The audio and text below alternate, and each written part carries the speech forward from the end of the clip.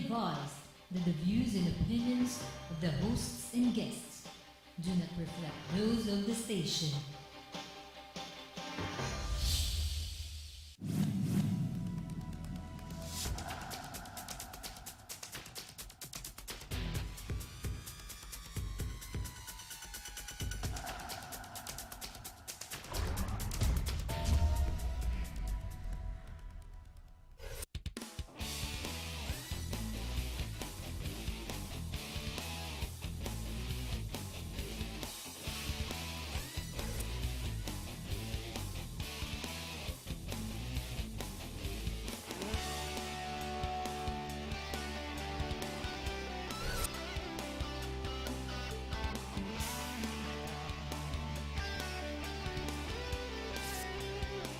You are what you watch. Hello, my name is Harriton Boatco. I'd like to welcome you to the show. Now, at the end of this month, we're about to undergo another elections. Now, let's talk about grassroots. This is where we have what we call the barangay elections. Now, that's not being postponed, just in case you're confused with what they call the SK. That's another story. We may or may not talk about it, but I thought, being very timely as it is about time we learn to know what the barangay is and the barangay chair, or the people who actually run the barangay. Most of us, especially the well-to-do, just leave it to whoever, bahala ka, may association din naman yan eh. But in reality, the barangay is the grassroots of governance when it comes to your communities. Even the associations have to follow the rule of law falls with the barangay. Now, we've got 4 barangay chairmen in the room, in the studio, and I've asked one of them, as I introduce them, to help me co-host this program, since they themselves would know best. Now, ladies and gentlemen, this is information. I'm not asking you to vote any single one of them. You may vote whoever you like. But if you have an educated vote, it will only help your area. So know more about your barangay, what requirements should your barangay chair or candidate have, not because kaibigan mo. You know, let's do what is morally and value-wise, no? Let's know who we vote, an educated vote. Find out, get involved, or only you will suffer the consequence. Allow me to introduce them. To my right, who will co-host with me, will be Ernie Moya, who is Punong Barangay, Chair of Barangay San Lorenzo. To my extreme left, we have Armand Padilla, Barangay Magallanes area. We have Richie Rodriguez, Barangay South Sembo, and Art Contreras, Barangay East Rembo. Our topic, ladies and gentlemen, tonight is about the Makati barangays, up close and personal. Anong magandang question tanungin natin muna, Ernie? Well, una-una, we would like to emphasize that actually Makati City being the premier city that it is, we think that all of the barangays are homogeneous in profile, in character. But in reality, no? we have 33 barangays within Makati City, right, guys? And each barangay has got its own characteristic, its own profile, its own constituency, as you may say, so that at least, you know... Not necessarily rich, not necessarily... Yes. So may kombinasyon yan. So ito, para diverse. representation. What we have here is a representation of the Makati barangays. So we have both. You are independent, no? Ang barangay is independent from the city. But you do coordinate with the city government, correct? Yes. Okay. And you are in direct, you have a direct relationship to the constituents who live within your area, who are your direct constituents. Yes. You have a representation, tsaka meron kayong face value. Kasi ako, nakatira ako, for example, sa Magallanes, o sa Dasmariñas, or sa Sembo. Hindi naman may relationship ako sa mayor, eh. O sa councilor, hindi rin, eh. It's really your barangay chair. And when it comes to local business, I need you guys to approve it or disapprove it to start a business. Correct me if I'm wrong. These are the powers that are. Grassroots governance. Oh, grassroots governance. Well, I'll leave it to you. What are the right questions for everyone to ask? Well, most probably so that everyone will know about, you know, the different barangays of Makati. Probably we can ask them to tell us about their barangays. Okay. Kayo muna. Mine belongs to the 2nd District of Makati. Ernie is with the District 1. District 1 ka pala. Yes. Okay. In District Ilang district ba tayo 2, sa Makati? we are, all in all, we have actually 2 districts. Two. For the second district, we have 13 barangays. And these are the former military reservation, part of the military reservation. Bonifacio. Yes. Isang issue pa yan, ha? Atin ba Bonifacio or is it not? That's another issue. But let's not go there first. Let's go to straight barangay, sige, operation. 10 out of 13 barangays used to be housing area of the military during that time. Formerly military reservation. Interesting. Yes, military under Philippine Army. And mine is shall we call a part of the regular budgeted barangays. Why do you say that? But regular budgeted? Sorry, magtatanong ako sa ganun. Yes, yung mga hindi because- ko naintindihan para yung viewer natin naintindihan nila yan. Ayun nga ho varied ho pagdating doon sa pananalapi in terms of money, in terms of the capacity of the barangay, financially, ayun ho yung sinasabi natin, yung sa District 1 medyo Maayos kapera. Yes.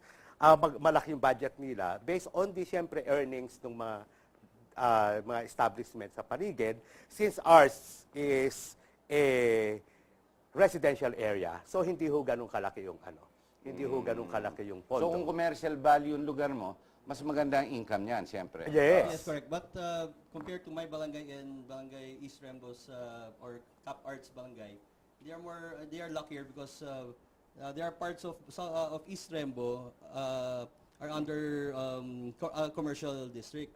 Yes, Unlike because of the presence of yes. yung C5. Yeah, the C5 and Yes, KP Rizal. strategically po. But since hindi pa ito yung developed commercially, so viable po siya do sa part na yon. Mine has 43.8 hectares and I have almost 25,000 constituents. Oh, laki din, ha? Yes, 25,000, just imagine, ang laki. Ulo. Halos dalawang barangay, halos kasing laki na ng Pateros. Oh my Dalawang God. barangay, 2 to 3 barangays alone in District 2 is as big as the population of Pateros. Just imagine one municipality rather. Well, actually, in my barangay, it's almost the same as East Rembo. Ours is about 19 hectares, and I have about 14,000 constituents, roughly about 12,000 voters. And unfortunately, my barangay is not as lucky as East Rembo because mine is 99% residential. Nasa We have interior no, siya. actually, we have Interior no, ka, no? yeah, Interior we have po. no commercial establishments in my barangay. Majority are sari-sari stores Yun. and carinderias, and so that's why compared to these two, Barangay San Lorenzo and Magallanes, they are the more affluent barangays. How about Barangay Magallanes? Barangay Magallanes is supposed to be the gateway to the capital, business capital of the Philippines, which is Makati, no? Kasi we're at right in front of SLEX and EDSA, actually. Bordering, where we border Pasay, Pinaka-ideal na location yan, actually, kung titira Yeah. ka, gitnaan, eh. Pasay and Taguig. So, it's not just Barangay Magallanes has a big constituency in terms of real estate. Kasi it's not just Magallanes Village, ano? Is the commercial center in front of it as well? Yes, and Galleria de Magallanes, Malaking galerya. Paseo de Magallanes, and where we get the lump of our budget, it's Chino Roses extension or yun Pasong rin Tamo. yun. Yeah.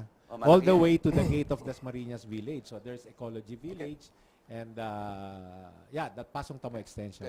Let's go to I'll go straight to one single question that will, what makes a good barangay chairman? Paano dapat mamili ang taong bayan sa lugar nila? Sino dapat piliin natin?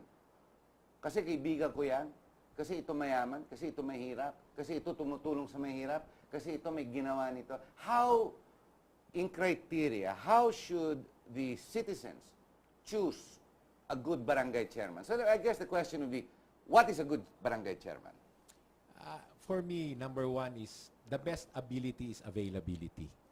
Presence. Yes, it's really very Ba't may important. barangay chairman ba na nawawala? Ernie, may ganun ba? Yeah, meron. Meron. yan. Absentee? Oh, yeah, Meron? yeah. Meron nun, syempre. Yeah. Kasi Meron. it's Yung the nagtatrabaho grassroots, kasi, we cannot especially help in it. Makati. Makati, in terms of governance, that's yung devolution is really being practiced. Kaya panahon pa ni Vice President Binay when he was still mayor, ang inaano niya is, ikaw barangay captain, ikaw ang mayor dyan sa lugar mo. Dapat alam mo kung ano nangyayari. Mr. You know. Padilla, Chair Padilla, Yes. why should the people choose you? You're a chairman now. You're a barangay chair. Yes. Why would we choose you if I was your constituent? To ask you directly. I'd ask all of you the same question, if you don't mind. Bakit ikaw? And why? Well, What is your definition? Like you said, presence is your answer to be a good barangay. I've been a resident of Magallanes for more than 40 years now. I was starting the 70s. I've been organizing a lot of the events. I was present in practically any activity. I practically know everybody. I came from Makati City Hall also, where I was a councilor. So I don't have any difficulty with dealing with City Hall whatsoever, in following up business permits. So presence and yellow cards. ownership. Ownership, being part of it. Yes. Personal relationship with the constituents in the of area. course. That's very important. Because anything and everything that happens in the barangay, you should know. When the mayor goes to you, wala kang masabi, Paano matutulungan Yes, nga naman yung lugar mo. yeah. Kayo po, Mr. Richie. Yes. Which one? The first question is, what makes a good barangay chair? And two, if you were the one now, why should they choose you? Actually, as I've been saying, I agree with Armand. No? Availability is Availability. very important. Talagang Because- merong barangay ba na talagang wala? Hindi ako makapaniwala. Tatakbo kang barangay chair, tapos wala ka. May mga ganun. They are barangay chairman. I'm not saying in Makati, no, but probably in other parts of the Philippines. But in our barangay, like you have to be available 24/7. Even in the wee hours of the morning, once they knock at your door, you have to be open. You have to be available through calls via cell phone, via landline. So You have to be action there. is talagang ikaw lahat. Correct. Kung may sunog, ikaw. Kung may nakawan, ikaw. Kung may Yes. criminality, ikaw. Everything. Kung mag-away sa isang bahay na pamilya, ikaw din. Lahat, as in lahat. Kaya lahat, alam mo, lahat ng problema. So dapat mayor sa'yo. ka. Yeah, kagaya nga You sinabi are ni really Vice the President little Bian, mayor. ikaw ang mayor dyan. Kaya dapat alam mo kung ano nangyayari sa barangay mo. But ikaw po, why should they choose you? You know, as I've been saying dun sa mga kabarangay ko, there are two responsibilities or obligations of barangay officials. One is the legal obligation, wherein you attend sessions and make laws, ordinances, and resolutions. And the other is the moral obligation. The moral obligation is, this is not written in the local government code, but you have to be present all the time. And I've been doing that. That I've been there for my people, knowing their problems and trying to solve everything that they want or they need. Kayo po, barangay art. Chair art. You know what? Sa level of politics, ang pinakakawawa talagang impression is the barangay. It is, kasi, usually taken for granted. Being the smallest unit of the government, it is being taken for granted. So, maski sino na lang, pwedeng tumakbo, o gano'n na lang, pwedeng tumakbo. But for me, since this is my last term, actually this is May my term last limit din yan, ano? Yes. Okay. 9 years actually, 9 years, if you won't be extended.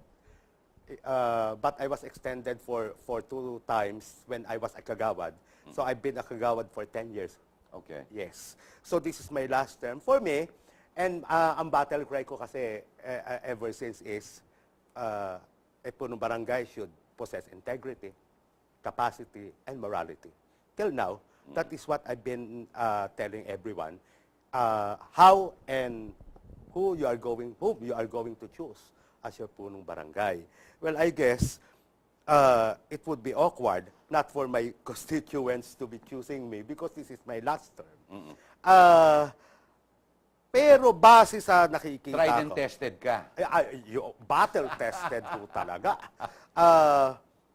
But with my experience, sabi nga natin tama, Antonio, sabi nila, it's really right na you should always be present. Kumbaga sa hands-on ka dapat Ako, sa nakikita ko, maliban dun sa kinakailangan you have this and you have this. Tama Kasi most of the time, we are to interpret the law. Even though we are not lawyers, at least we should know the law, number one. Kasi maraming communications, maraming mga bagay na kinakailangan talaga, you should know how to, Yeah, like to on the spot, know. no? Yes. Pagka may tatanong sa iyo yung kabarangay mo, Kabarangay. you have to answer them on the spot. Na, Hindi pwedeng indecision. Hindi Hindi pwede, pwedeng, hindi hindi. pwedeng, teka muna, tatawag ako sa ganito. Yes. You have to be ready all the time. Yes, eto. And then, ang pinaka-importante, the most important thing for us to possess is the passion to serve. The passion to govern and the passion to serve. Okay. Ikaw, Mr. Moya. Well, ako, actually, I was thrown into the arena by chance, no? Pero naniniwala ako, pag tinanggap mo, kailangan pangatawanan mo. And that's the reason why when I got thrown into the arena and I won, you know, it's basically what I would want to show the people is that I have the passion and I have the commitment and I have the integrity to serve. Especially in Barangay San Lorenzo, it's always touted as a barangay with very big income and all. It's so important to show the people that, you know, your desire to serve is basically, it transcends whatever desire for power and, you know, show of lifestyle. Because I live a very simple lifestyle, for that matter. Very simple ka nga eh. And you know, I abhor power. You know, I go about, if I can go around town, you know, singly without any bodyguard, no nothing. I much prefer that. And so in Barangay San Lorenzo, the important thing is I already have a track record for the past 3 years, and it is the people who will decide whether I'll include my team, whether we were able to deliver, and I'm very, very confident that we really did deliver. And kailangan namin isulong pa ang mga serbisyong ito. Alam mo, to be a barangay captain, you have to be a jack of all trades, actually. Are you first more of of all, a politician or a manager? everything. Kasi you exercise executive powers. So You- management. Yeah. You exercise legislative powers. Nako. Kasi you enact May ordinances. gagawa ng mga, Yeah, oo, yung council. No, through the council. Oo. Yung judicial, merong lupong tagapamayapa. No? Ano po yun? It's the barangay mediation court. Mediation, Yeah. arbitration. Oh, arbitration. So, aside from that, you have to be a psychiatrist. You have to be a psychologist. Pag merong may mga nag-aaway na mag-asawa, you have to mediate. You have to be a lawyer. Pag may problema, everybody goes to you. It's a one-stop shop actually. Nothing moves like in City Hall. Nobody can get a business permit without getting a barangay clearance. That's the first step. So you have to be an effective manager, pero at the same time, politician. Yes. Well, it's a Because political position. we exercise Akala ko management, more management. Hindi lang po. We Effective exercise the management. three. Well, actually, management is during your term as barangay captain, but politics, in order to convince the voters to vote for you and put you in office. But basically, it's management during your time as barangay Your captain. function. Yes, Kasi Apo. you first have to be a real manager, di ba? Correct. Kasi ang daming pinatatakbo mo eh. Correct, yeah. That's why, in my part, I studied Masters in Public Administration in University of Makati, and also certificate in teaching. So I can probably, more or less, I could reach out more to the people, malaking especially to bagay. the kids, yeah. So, you have to be a politician and you have to be a good manager. A No. politician, Ako, I'd rather be a manager. Because ever since I don't consider myself as a politician, it so happened I was installed there through politics. It's more of being a manager. Just think of this. We exercise three powers. We are even more powerful than the higher officials that we have. Because we exercise the three powers. Major powers, legislative, executive, and all the in your judicial. office, no? Yes. Tsaka kayo rin pinakikinggang una ng mga constituents. Pagdating ng mga political contest, sa inyo rin tatakbo. Correct me if I'm wrong. Definitely. Kayo ang kailangan ligawan ng mga Yes. politiko. Correct me if I'm wrong. Yes. Tama? Kasi you're in direct contact with the people. Especially for local politics. Oo, Like our local. community. Hindi sila masyadong nakikiano sa local eh. Unless they're really directly affected or directly related. So when it comes to local politics, Armand, sino ba yung nakakatulong sa'yo na nakakatulong sa amin? That's what they ask me, di ba? O Tama sino nga yung mga naman. konsehal? The mayors, they know. The congressmen, they know. But let's say for councilors. Councilor nga Yeah, naman. sino yung ano? Because we are in touch with them and these politicians or the higher positions are in touch with us. So yun ang inaano. And going back to your question of manager and politics, I think if you are a good manager, the politics will follow. Yun ang ano. Because people know. Ang ano dyan, when it comes to the elections, ang tinatawag nila nagsisingilan. Kung nagpabaya ka, then sisingilin ka sa eleksyon. Kung nagpakaano ka, nagpakabuti ka, then they will reward you. Ikaw, Ernie, hindi ka naman politician ever since you're an organizer of events and whatnot. It's your advocacy niya. That's No, how I met actually, him. Tama po. Na, di ba? And then all of a Yes. sudden, I realized, wah, Mr. Moya sa Barangay Chair. No, Hindi naman actually- politician eh. Actually, Hindi mo naman kailangan. No, actually, my background is investment banking talaga. Okay. Investment banking. Pero napadpad ka dyan. Oo nga eh. Tsaka mukhang enjoy na enjoy ka eh. Enjoy naman ako in the sense na kasi kung nakakatulong ka sa tao, why not, di ba? Pero the thing is talagang politics go hand in hand with management. May calling eh. Meron talaga ho. Meron So, talaga. now that you're on your last term, tatakbo ka na sa Senado. Takbo ka na sa... No, na I've mayor. got no plans of going anywhere else because medyo nabugbog ho talaga ako eh. Okay. Nung nagkapitan ako eh. God permits, thank you. Pero if it is for this position only, okay lang po. Okay, we're at the bottom of the hour and we're going to have to take a break. Now, when we come back, I'd like to bring up some current event issues and I'd like to hear your points of view. Now, we all know, just last week, we've had a big rally again here in Makati and previous to that in EDSA, and it's called the Million People March. Now, we all know the current events that tell us the newspapers, diba, the Napoles issue, Yes. PIDA, PAD, disbursement, mobilization, whatever. Anyway, many are saying we've got a broken country because the politics have gone sour. Now, this is the national leadership when you talk about the Senate. And when you talk about the Congress, you're talking the convergence of the representatives of the different districts and party lists.